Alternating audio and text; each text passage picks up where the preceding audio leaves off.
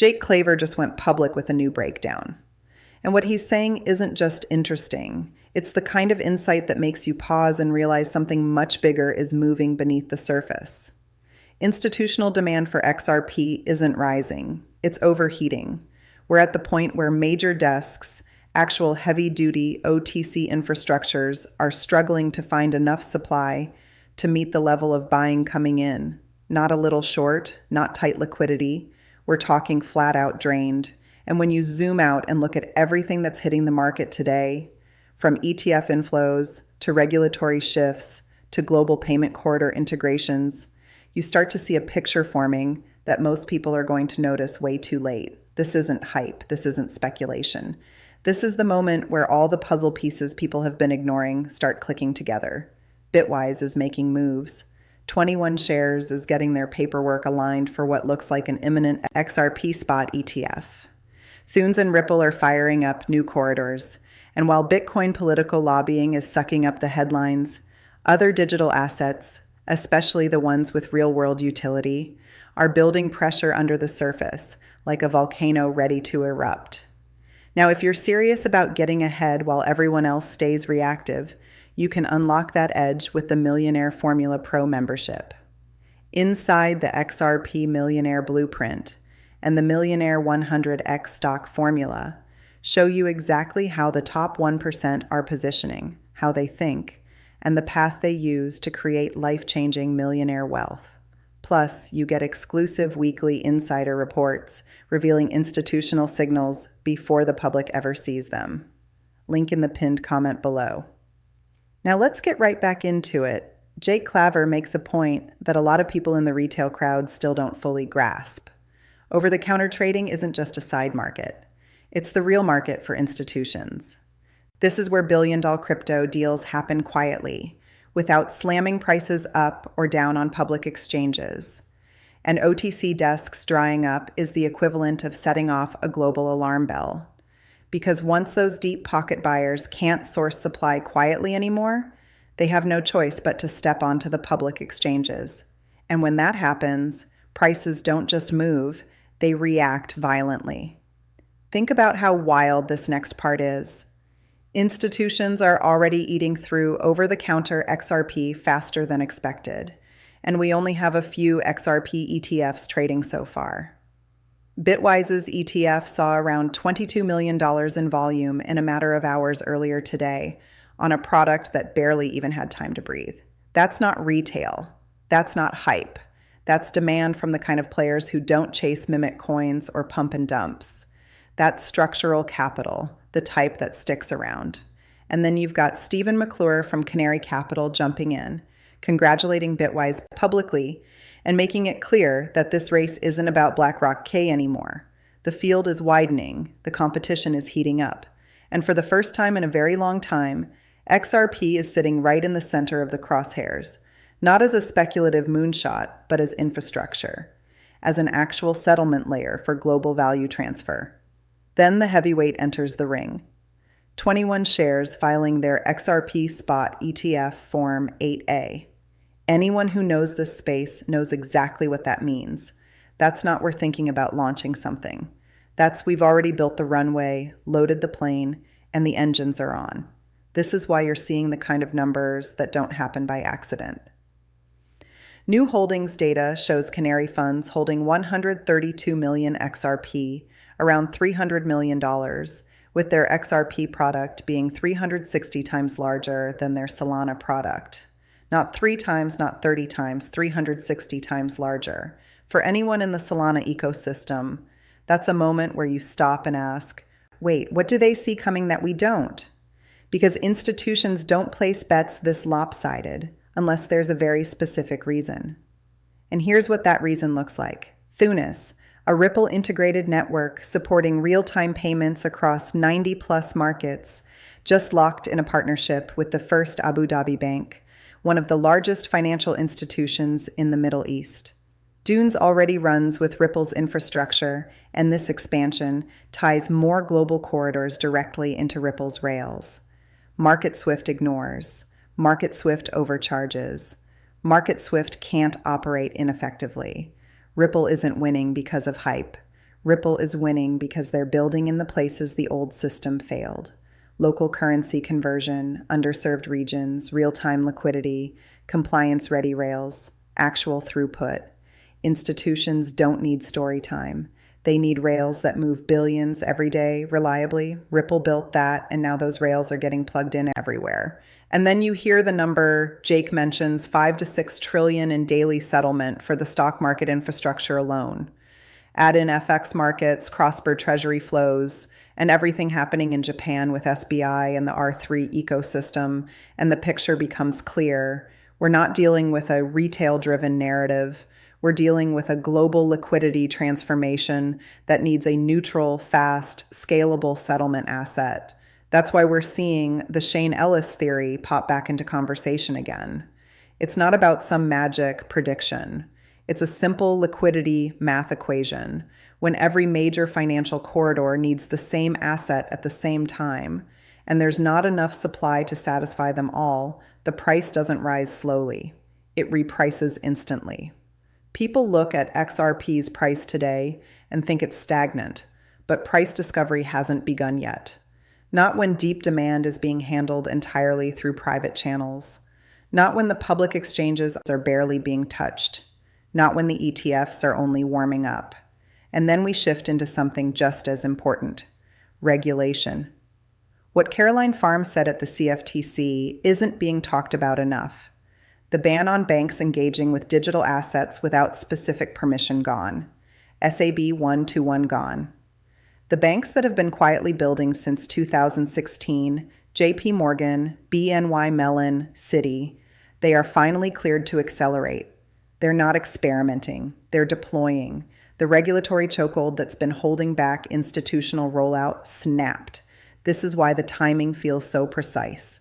It's why institutional pipelines are activating. It's why the banks that were quiet are suddenly preparing to make noise. Then comes the Bitcoin for America Act. And this is where things get messy. The bill centers around Bitcoin. Strategic reserves, tax payments, capital gains exemptions, no mention of XRP, no mention of Ethereum, no mention of anything else. It's a one-asset play pushed by Bitcoin lobbyists with deep pockets. But here's what really matters. This act doesn't slow down the rest of the industry. It just exposes which players have political money and which players have real-world adoption. Bitcoin gets attention, sure, but it doesn't run global payments. It doesn't operate settlement rails. It doesn't power instant FX conversion. It doesn't handle tokenized assets or institutional liquidity corridors. Utility doesn't lose because another asset gets spotlighted. Utility wins because institutions need it.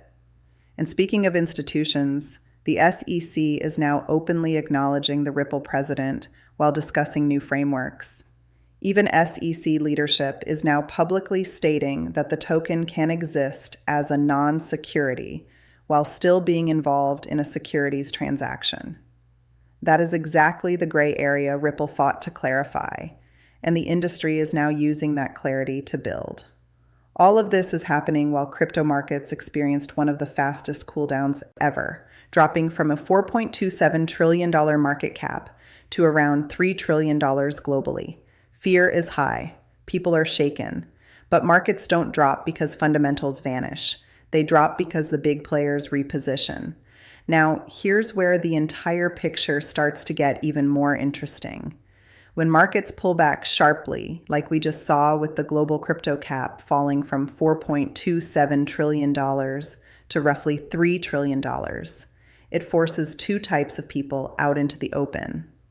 The first group is the retail crowd that panics, checks prices every 10 minutes, and starts unloading positions out of fear.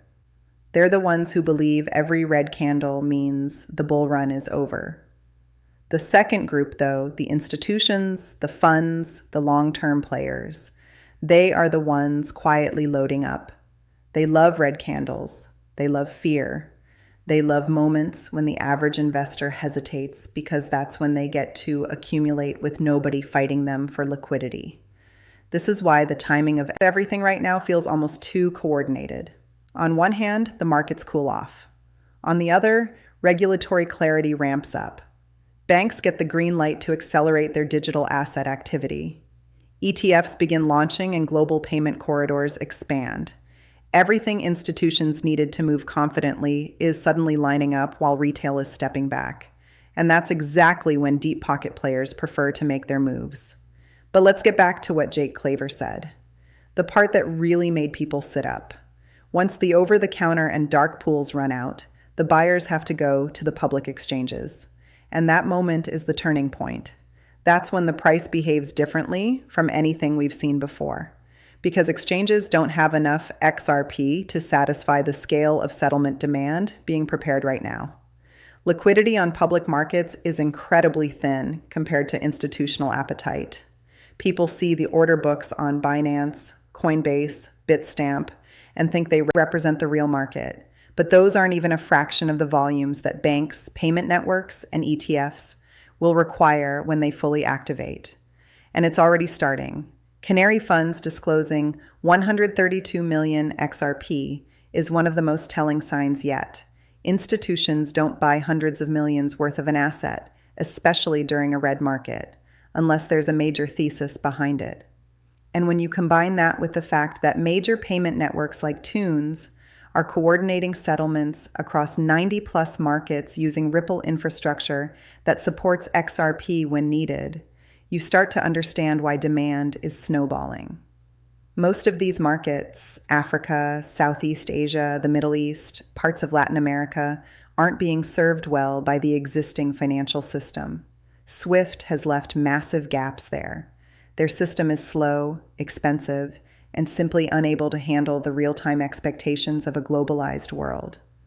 Ripple built their corridors around the exact spot SWIFT ignored, which is why these regions are flocking to Ripplet.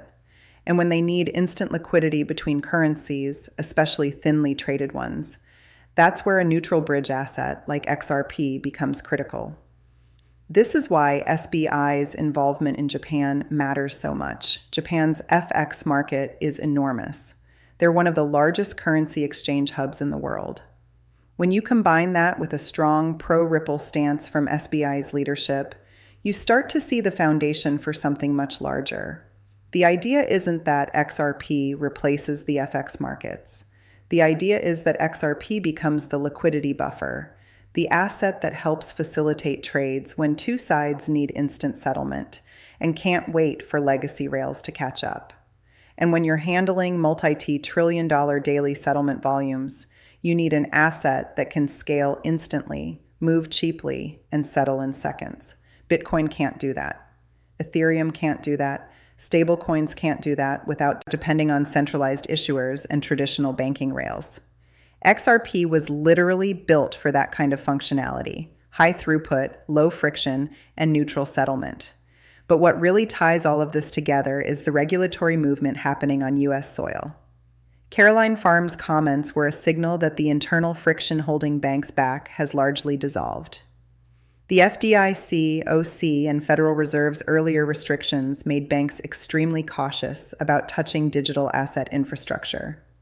Nobody wanted to be the one that got slapped with an enforcement action, but with SAB 121 rescinded, and banks now permitted to custody digital assets without jumping through impossible hoops, everything can finally accelerate. These banks already have blockchain teams. They already have enterprise pilots. They've been waiting, not researching, waiting for permission, not clarity. And now they have the green light. At the same time, you've got Warren Davidson pushing the Bitcoin for America Act. And whether people agree with it or not, the important thing is its ripple effect. Not the political messaging, but the acknowledgement that crypto is officially entering national policy discussions. A strategic Bitcoin reserve, tax payments in Bitcoin, capital gains simplification. These tell you that digital assets aren't going away. They're becoming part of the economic infrastructure of the United States. But again, the bill only highlights Bitcoin. That's where the money is being pushed. Yet, while Bitcoin is getting the political shine, real utility networks are quietly onboarding the world. Bitcoin can be a reserve asset. Sure, it can be a store of value. Sure, but it will not power global settlement. It will not run the corporate treasury rails of Fortune 500 companies. It will not handle tokenized assets. It will not settle FX trades at scale. That's why what the SEC just said matters even more. Commission appears acknowledging that a token is not a security, but the transaction can be one shows a major shift. This aligns with the Ripple ruling. It means that the asset itself can remain a neutral commodity, even if certain sales structures fall under securities laws. This is exactly the kind of thinking needed for a real regulatory framework, one that doesn't strangle the industry, but governs it realistically. And here's something people don't realize. Once regulators begin adopting the Ripple logic, large institutions become drastically more confident. They now know where the line is drawn. They know what they can do without risking violation. This is the clarity everyone needed to actually launch at scale. Now pull all of this together. The ETFs gaining momentum, the OTC desks drying up, the global payment corridors expanding, banks getting regulatory permission, and a political narrative dominated by Bitcoin while other assets quietly take over infrastructure. Add in one more ingredient, tokenization. Every major financial institution, BlackRock CK, JP Morgan, Citi, Citigroup, BNY Mellon, is working aggressively on tokenized assets. Tokenized stocks, tokenized treasuries, tokenized real estate, tokenized money market funds. These assets need a settlement layer. They need something that can move value between chains, banks, and markets without friction. And they're not going to use Bitcoin for that. They're not going to rely solely on stable coins either. They need something interoperable, fast, neutral, and scalable. That is why settlement assets like XRP, and to a degree XLM and others with similar utility, are positioned differently. They aren't competing with Bitcoin. They aren't trying to be a hedge against inflation.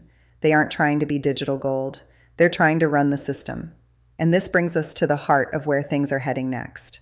Because once tokenization goes mainstream and institutions fully activate, the demand profile for settlement assets changes permanently. It stops being speculative and becomes structural. This is where things shift from what people think is happening to what's actually unfolding underneath the surface. And this part matters because it ties together everything: liquidity, settlement, institutional infrastructure, governance, compliance, and the emerging frameworks that are quietly being assembled behind the scenes, while retail focuses on price charts and speculation. This is where the conversation stops being hypothetical and starts being about global architecture, systemic design, and the long-term repositioning of the world's financial plumbing.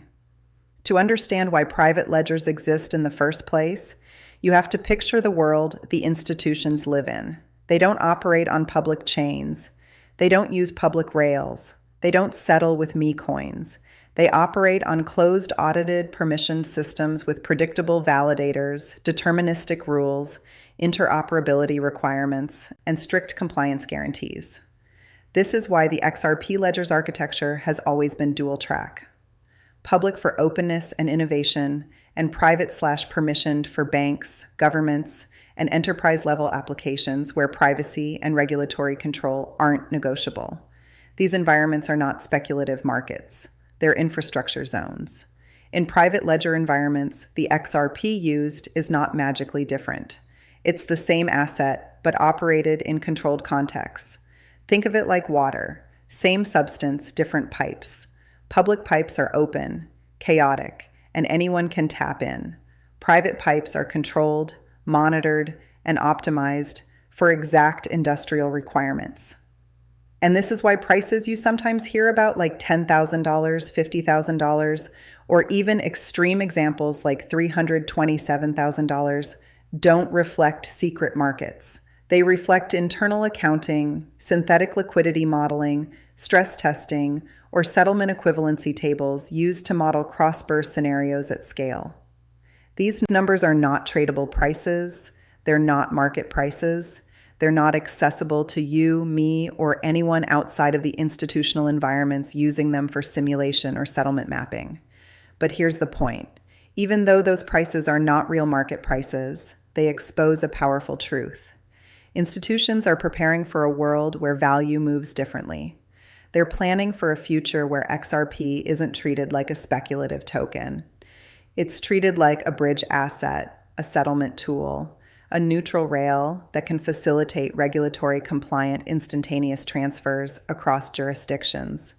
And to design that system, they need internal modeling frameworks that show what liquidity would look like if trillions of dollars had to move efficiently through a single instrument. This is not financial advice. This brings us to the second layer of the conversation, interoperability frameworks. Over the last decade, Ripple has been building not a product, but a mesh network of rails that sit beneath the entire global financial stack. We're talking messaging protocols, CBDC integration layers, liquidity hubs, FX rails, ISO 2022 alignment, institutional-grade APIs, and corridors that large players can activate on demand. These are not hypothetical. They exist, they're deployed, and many are already being piloted or used in controlled environments. This is why private ledgers matter. They are the testing grounds. They are the sandboxes. They are where governments and institutions can experiment with settlement flows, liquidity routing, and multi-asset conversion frameworks without exposing sensitive transactions to the public. Imagine trying to run a central bank's internal settlement operations on a public blockchain. It simply cannot happen. Even if you solve for scalability and throughput, you cannot solve for privacy and regulatory control on a public chain. That's why private ledgers are not optional. They are structural. Now here's where the conversation gets more interesting. Most people assume public and private ledgers are separate worlds that never intersect, but that is not true. They're linked through cryptographic, architectural, and interoperability mechanisms. A private ledger can anchor to the public chain. A private ledger can settle through the public chain. A private ledger can use XRP as a bridge into external networks. It's all part of a unified system, even though each environment has its own rules and architecture. And in a fully developed global settlement system, liquidity sits at the center of everything. That's the overlooked piece, liquidity aggregation. Institutions don't care about coins. They care about liquidity pathways. They care about how cheaply, how quickly, and how reliably value can move across borders, currencies, and rails without friction. This is why the XRP ledger's design is so important. XRP is not a commodity, meme, or curiosity. It's a liquidity mechanism, a bridge asset designed to compress settlement timelines from days to seconds. When the system fully activates, private ledgers become the institutional lanes. Public ledgers interface with open markets, and XRP becomes the connective tissue. This is also where the misunderstanding around scarcity or supply constraints comes in. Retail looks at circulating supply and price mechanics. Institutions look at liquidity depth, not supply. They look at volume capacity, corridor density, throughput, settlement optimization, and how much value the system can carry at each price tier. When institutional demand increases, the system doesn't increase supply. It adjusts price. That's how liquidity systems work. Price adapts to function, not vice versa. And private ledgers allow institutions to model these scenarios before the real-world flows activate. Think of it like shadow testing for the internet. In the early days, before the world went online, governments and enterprises had closed networks where they simulated the impact of scaling. Private ledgers serve the same purpose. They help institutions prepare for a world where digital settlement rails overtake traditional ones. Where does this lead? To the part most people miss, activation. The world is approaching a shift from messaging-based settlement like SWF to real-time liquidity-based settlement. ISO messaging changes nothing by itself. It's just structure. The transformation comes when instant finality replaces delayed reconciliation. That's where digital assets step in, not as speculative tools, but as liquidity engines. And this is why the private ledger architecture matters so much. Because the moment the institutional networks shift from testing to activation, the public F-facing markets will feel the effects instantly through liquidity demand, corridor expansion, and the repricing of bridge assets to meet global settlement flows. Not because someone is secretly setting a price, but because liquidity mechanics demand it. Private ledgers are not about secrecy. They're about infrastructure readiness. They exist because the world's financial system can't upgrade overnight. They're the transition environment, the bridge between legacy frameworks and real-time settlement rails. So when you zoom out, you see a picture that's far bigger than prices on a screen. You see a settlement system being quietly prepared. You see institutions positioning. You see governments testing. You see private rails being built in parallel with public ones. And you see XRP sitting at the center, not because of hype, but because of design architecture and a decade of groundwork that no other asset has replicated. This is the part most retail investors never hear because they're not looking at infrastructure, they're looking at charts. But the real story is happening behind the curtain, where private ledgers, on-demand liquidity systems, CBDC frameworks, and institutional rails are converging into a single global engine. And that engine is almost ready. And if you want the deeper strategies, the institutional frameworks, the top 1% positioning models, the wealth building mindset, and the exact roadmap the elite are using right now, the Millionaire Formula Pro membership gives you full access to the XRP Millionaire Blueprint, the Millionaire 100 Times Stock Formula, and exclusive weekly insider reports that show you the path to life-changing millionaire wealth.